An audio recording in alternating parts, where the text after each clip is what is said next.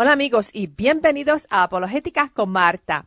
En este programa nos dedicamos a obtener las herramientas para explicar la fe que existe en nosotros y en el día de hoy vamos a continuar estudiando sobre las dificultades en la Biblia.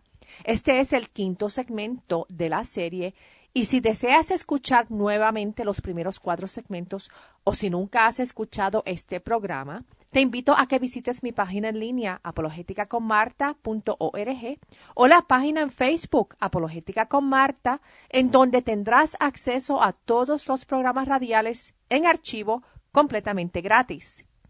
Hoy comenzamos con el error número 11 que cometen los críticos de la Biblia.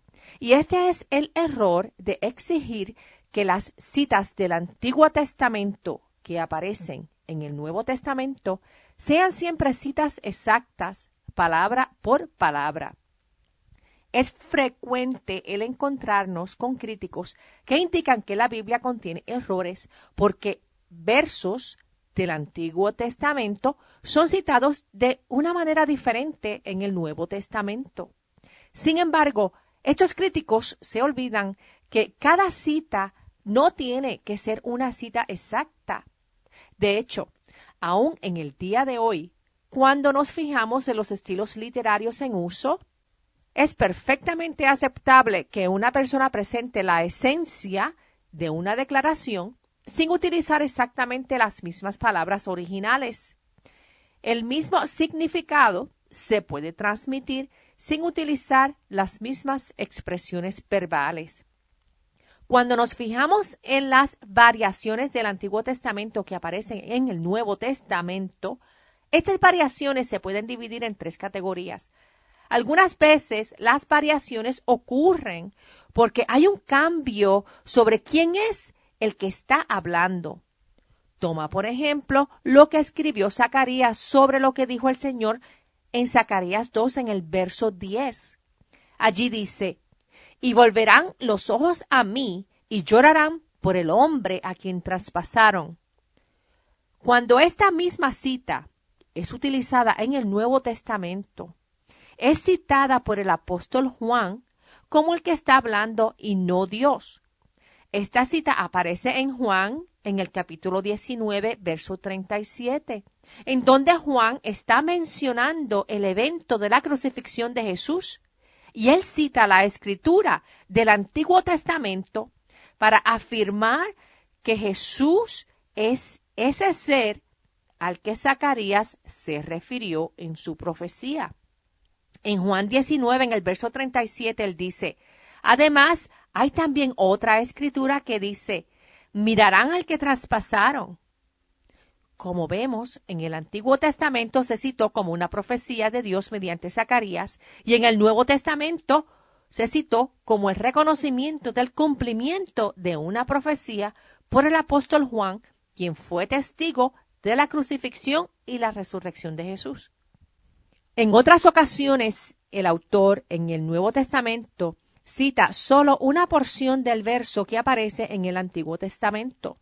Jesús mismo citó solo una porción del Antiguo Testamento cuando estaba enseñando en la sinagoga en Nazaret. Veamos primero la cita del Antiguo Testamento. Y esta cita es Isaías 61, versos 1 al 2. Estos versos dicen: el Espíritu de Dios, el Señor, está sobre mí. Sí, el Señor me ha ungido, me ha enviado a proclamar buenas noticias a los afligidos, a vendar a los quebrantados de corazón, a anunciar libertad a los cautivos y liberación a los prisioneros, a proclamar el año de la buena voluntad del Señor y el día de la venganza de nuestro Dios, a consolar a todos los que están tristes. Cuando vamos al Nuevo Testamento, en Lucas 4, versos 18 al 19, allí leemos que Jesús la citó de esta manera y lee: el Espíritu del Señor está sobre mí, me ha ungido para proclamar buenas noticias a los pobres, me ha enviado a proclamar libertad a los cautivos, a dar vista a los ciegos, a poner en libertad a los oprimidos y a proclamar el año de la buena voluntad del Señor. Y Jesús se detuvo cuando citó esa escritura que fue en medio de la oración de lo que dice Isaías. Y Jesús enrolló el libro y se sentó y dijo: Hoy se ha cumplido esta escritura delante de ustedes. Si Jesús hubiese continuado leyendo toda la escritura en Isaías, no hubiese podido ofrecer el enfoque que él quería ofrecer de que en ese día esa profecía de Isaías se estaba cumpliendo ante los ojos de todos aquellos que estaban allí presentes. En ese momento Jesús no mencionó la otra parte de lo que aparece en Isaías 61, verso 2, que habla sobre el día de la venganza de nuestro Dios, porque ese segmento se refiere a su segundo regreso. Por lo tanto, Jesús solo citó la porción de la profecía que aplicaba en ese momento. Me voy a desviar del tema un poco, pero cuando Jesús dijo ante todas esas personas que hoy se ha cumplido esa escritura delante de ellos, hoy día también nosotros somos testigos del cumplimiento de una profecía del Antiguo Testamento y estamos viviendo tiempos en que Jesús puede regresar en cualquier momento durante nuestras vidas. Desde que Israel volvió a ser una nación en el 1948, el reloj comenzó a hacer tic-toc, tic-toc. Después de 70 años de Israel volver a ser una nación independiente, luego de más de 2000 años, la semana pasada el presidente Trump indicó mover la embajada de los Estados Unidos de Tel Aviv a Jerusalén, reconociendo oficialmente a Jerusalén como la capital de Israel ante todo el mundo.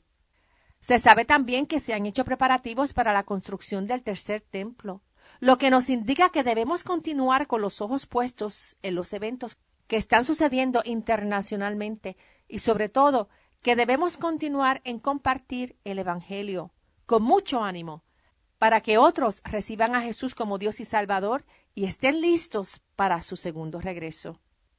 Las personas en el tiempo de Jesús solo tenían las profecías del Antiguo Testamento. Hoy día nosotros tenemos las profecías del Antiguo Testamento y del Nuevo Testamento y unas evidencias históricas que nos ayudan a reconocer cuán cerca estamos de ver a nuestro amado Jesús regresar a la tierra.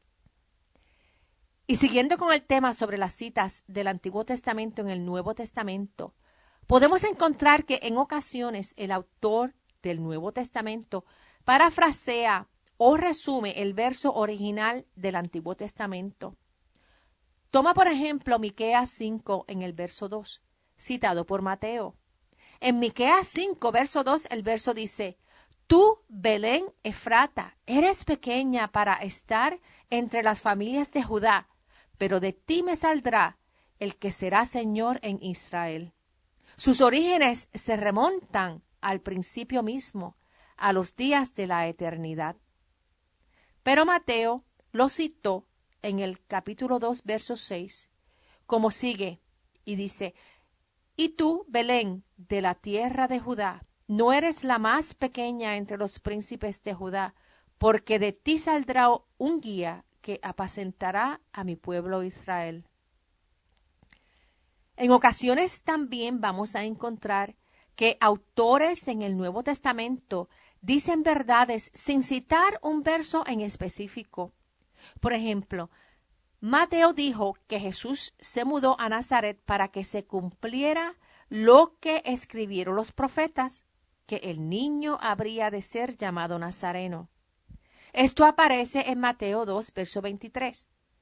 Como ven aquí, Mateo no cita a un profeta en específico, sino que él se refiere a los profetas en general.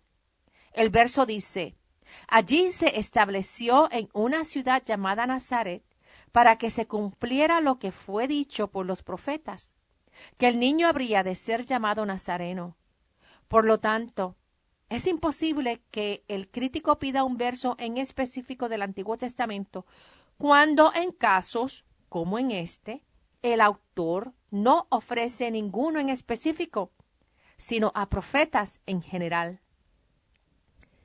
En la Biblia también encontramos situaciones en donde el Nuevo Testamento aplica el verso en una manera diferente a la que se utilizó en el Antiguo Testamento. Por ejemplo, si vamos al libro de Oseas, capítulo 11, verso 1, dice: Yo amé a Israel desde que era un niño. De Egipto llamé a mi hijo. Este verso en Oseas es en referencia a la nación de Israel, amada por el Mesías.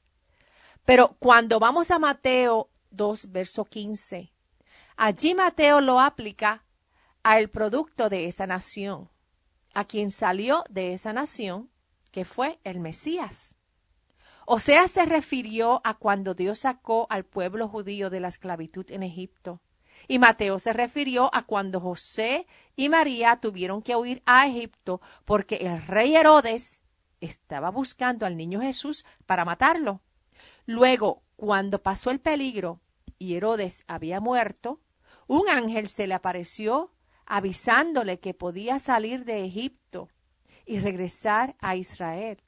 Por lo que Mateo aplicó ese verso a la salida de Jesús de Egipto, quien es el Mesías y quien es el Hijo de Dios. En ninguna ocasión vamos a encontrar que el Nuevo Testamento interpreta erróneamente o aplica incorrectamente versos del Antiguo Testamento. Tampoco vamos a encontrar inferencias que no sean válidas. Cuando el Nuevo Testamento cita el Antiguo Testamento, el Nuevo Testamento no comete errores, según indican los críticos de la Biblia, ya que tanto el Antiguo Testamento como el Nuevo Testamento es la palabra inspirada de Dios, sin errores en los manuscritos originales. El error número 12 que los críticos cometen es el de olvidarse que la Biblia utiliza un lenguaje que no es técnico y es el lenguaje del uso diario de la época. Para que algo sea cierto, no es necesario que sea escrito por eruditos, que sea técnico o que tenga un lenguaje científico. De hecho, ¿no les ha pasado que han comprado un mueble en la tienda al que tienen que armarlo y a veces las instrucciones que trae la caja son difíciles de entender? Recientemente compré un mueble que en las instrucciones no tenían palabras, solo dibujos de cómo encajan las piezas paso a paso. Eso sí que es un mensaje que comunica internacionalmente. Pero cuando la Biblia nos habla de ciertas verdades espirituales, podemos hacer dibujos de la vida de Jesús, de su muerte y de su resurrección. Pero el significado del por qué Jesús murió, que es para el perdón de los pecados, se explica más fácil con palabras. Y Dios nos dio unas palabras claras y simples de entender, que con su propio dedo las puso en unas tabletas. Esas palabras se encuentran en Éxodo 20, en los 10 mandamientos que apuntan a nuestra inhabilidad de seguir la ley moral de Dios, ya que hemos roto todos los mandamientos, y nos apuntan a la necesidad de ser perdonados por Jesús, quien es Dios en la carne, es nuestro Cordero del sacrificio y nuestra esperanza a la vida eterna. El lenguaje de los 10 mandamientos con la ley moral de Dios es simple. La Biblia fue escrita para todas las personas y para todas las generaciones. Por lo tanto, la Biblia utiliza un lenguaje común de todos los días. Ahora, los libros que componen la Biblia fueron escritos en la antigüedad, con un estándar de escritura de la antigüedad, y sería inapropiado aplicarle un estándar moderno científico a la información en la Biblia. Por ejemplo, la Biblia no te va a hablar de células y de leyes de física específicas, pero la Biblia sí menciona que la Tierra está suspendida en el universo y que el planeta Tierra es una esfera circular. La Biblia no es un libro de ciencia, pero en las áreas que ofrece datos científicos, habla la verdad. Una de las historias que me viene a la mente es de cuando Dios finalmente le contesta a Job luego de que Job se quejó ante Dios por todas las tragedias que le habían sucedido. Si tienen tiempo, lean Job del capítulo 38 en adelante, en donde Dios le contesta a Job con una serie de preguntas que a la vez indica todas las cosas que Dios puso en operación, todos los sistemas y las leyes de física que corren el universo para que el universo opere de la manera que opera todos los días y que nosotros en nuestra vida diaria lo tomamos por desapercibido. Sin embargo, cada segundo de nuestras vidas, Dios nos está sustentando de miles de maneras para que podamos existir en este universo. Y Él nos habla con sus verdades en la Biblia para que eventualmente esas verdades nos ayuden a reconocer que Él es la causa de nuestra existencia y que Él es nuestra única esperanza eterna. El error número 13 que hacen los críticos de la Biblia es el asumir que los números redondeados son falsos. Sin embargo, los números redondeados no indican que son errores en la Biblia. Los números redondeados son justamente eso, simplemente números redondeados. De la misma manera que en nuestro lenguaje diario nosotros usamos números redondeados, en el lenguaje escrito en la Biblia también se usan números redondeados. Por ejemplo, en una de Crónicas 19, en el verso 18, el autor redondea los números. El verso indica que el rey David mató a 7,000 sirios de los carros de guerra y a 40,000 hombres de infantería. Otro ejemplo es cuando la Biblia se refiere al diámetro de ser 1/3 de la circunferencia de algo. En nuestra época contemporánea, con los avances tecnológicos que tenemos, nos referimos a pi como 3.14159,265. Sin embargo, no podemos esperar una precisión científica en la Biblia cuando la misma fue escrita antes del desarrollo científico contemporáneo, que está lleno de avances y de descubrimientos en todas las áreas de las ciencias naturales, incluyendo la química, la física, la biología y la astronomía.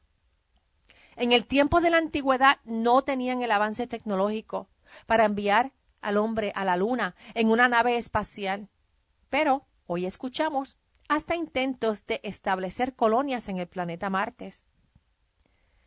El error número 14 que hacen los críticos de la Biblia es el de descuidar, de notar que la Biblia utiliza diferentes recursos literarios. Un libro que es inspirado, especialmente inspirado por Dios, no tiene que ser compuesto de un solo estilo literario, no todo tiene que ser poesía, o no todo tiene que ser épica o narración o drama. Existen una variedad de estilos literarios que incluyen la poesía, la lírica, el drama y la narrativa. Los seres humanos, que fueron 40 de ellos, inspirados por Dios, escribieron los libros que componen la Biblia, y el lenguaje humano no está limitado a un solo modo de expresión. Por lo tanto, no existe razón para creer que la Biblia debería poseer un solo estilo de literatura. En la Biblia encontramos libros que contienen un estilo poético, como el libro de Job, los Salmos y los Proverbios. Los evangelios sinópticos, que son Mateo, Marcos y Lucas, están llenos de parábolas. En el libro a los Gálatas, su autor, quien fue el apóstol Pablo, utiliza alegoría. El Nuevo Testamento está lleno de metáforas, de similitudes y de hipérboles. El mismo Jesús utilizó la sátira y las figuras del habla con el uso común en toda la Biblia. La sátira que Jesús utilizó en Mateo 19, en el verso 24, dice: una vez más les digo que es más fácil que pase un camello por el ojo de una aguja a que un rico entre en el reino de Dios. No es un error que un autor en la Biblia utilice figuras en su forma de hablar, pero es un error para el lector el tomar esas figuras del habla literalmente. Es obvio que un camello no cabe por el ojo de una aguja, por lo que es una sátira. También es obvio que cuando la Biblia habla del creyente descansar bajo la sombra de las alas de Dios, como dice en el Salmo 36, en el verso 7 que lee, Dios mío, cuán preciosa es tu misericordia. La humanidad se acoge a la sombra de tus alas. Esto no quiere decir que Dios es un pájaro con alas y plumas. Otro ejemplo es cuando la Biblia dice que Dios se despierta como si Él estuviese dormido. En el Salmo 44, verso 23 leemos, Despierta, Señor, ¿por qué duermes? Levántate, no te alejes para siempre. Esto no quiere decir que Dios duerme. Esto es un lenguaje figurado que indica la inactividad de Dios antes de que sea provocado a llevar a cabo juicio a causa del pecado de la humanidad. Hoy aprendimos sobre 3 errores adicionales que cometen los críticos de la Biblia, que son el error de exigir que las citas del Antiguo Testamento que aparecen en el Nuevo Testamento sean siempre citas exactas, palabra por palabra. El error de olvidarse que la Biblia utiliza un lenguaje que no es técnico y es el lenguaje del uso diario de la época.